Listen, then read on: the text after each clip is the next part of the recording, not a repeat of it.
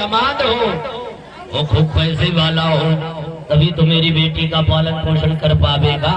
ये माँ की इच्छा होती है। बेटी की इच्छा होती है कि बढ़िया हो, खूबसूरत हो, देखने में समाज में उसका बढ़िया। और पिता चाहता है कि विद्वान हो। पिता श्रुतम बांधवा कुल मिच्छन्ति, भाई बंधु चाहते हैं कि बढ़िया कुल में जाए बेटी हमारी। और बाराती लोग क्या चाहते हैं? मिष्ठान्नम इतरे जना, बढ़िया स्वागत हो, मिठाई रसगुल्ला बढ़िया पाने को मिले, स्वागत बढ़िया चकाचक होना चाहिए। वो लोग गुण गाते हैं। तो सबकी अलग अलग इच्छा होती है। आज लक्ष्मी स्वरूपा रुक्मिणी का विवाह नारायण स्वरूप के हाथ में पाणी ग्रहण संस्कार भीष्म जी ने कन्यादान किया है। और भगवान का पहला विवाह हो गया इसके साथ में, रुक्मिणी के साथ में। बोल रुक्मिणी रमण सरकार की जय। इसी प्रकार से भगवान के और भी विवाह भय महाराज। लेकिन जब इनके साथ में विवाह भया तो रुक्मिणी को प्रद्युम्न बन करके आया।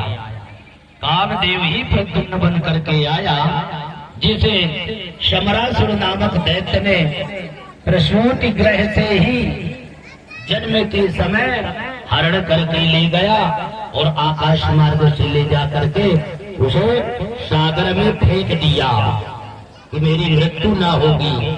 इसी के हाथ से मेरी मृत्यु विधाता ने नियत किया है।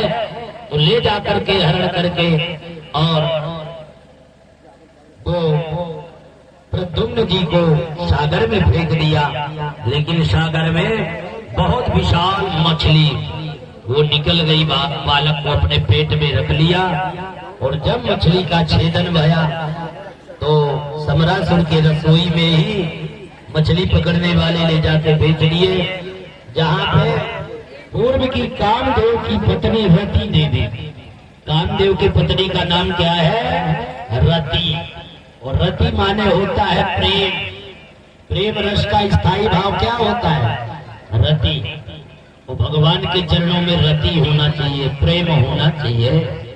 तो कामदेव की पत्नी रसोई में मायावती बनकर के रति रसोई पाक कर रही थी, बना रही थी। नारद बाबा ने सारा वृत्तांत बता दिया। देवी रति, इस मछली के पेट से जो निकलेगा वो है पूर्व का तेरा पति। तो रति ने कहा अच्छा, तो इसका पालन पोषण करना, इसे अपने माया विद्या में पारंगत कर देना और इसी के द्वारा कालांतर में ये संबरासुर का वध होगा। और तुम रति तुम कामदेव की पत्नी हो। क्योंकि पूर्व में भोले बाबा जब समाधि लगा करके बैठे थे भगवान शिव, तो उनके समाधि को डिगाने के लिए देवताओं ने चारों तरफ से प्रयास किया। देवताओं ने अपने मित्र कामदेव को भेजा कि कामदेव तुम जाओ और शिव जी की समाधि को डगा दो। तो कामदेव 5 बाण लेकर के चला और 5 बाण ले जा करके समाधिस्थ भोलेनाथ बैठे थे, जिनके मन को व्यथित कर दिया। छिप करके जब 5 बाण चढ़ा करके कामदेव ने भगवान की समाधि को विघ्न डाला तो शंकर जी तीसरा नेत्र खोल दिए अपना। और जब शंकर जी ने तीसरा नेत्र खोला तो काम के अग्नि की ज्वाला में दग्ध होकर राख की ढेरी हो गया।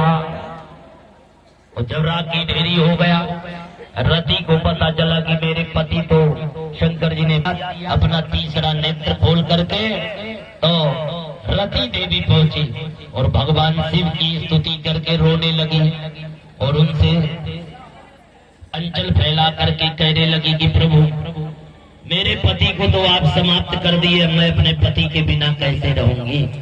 मैं आपके शरण में आई हूँ, मेरे पति को जीवन दान करिए आप।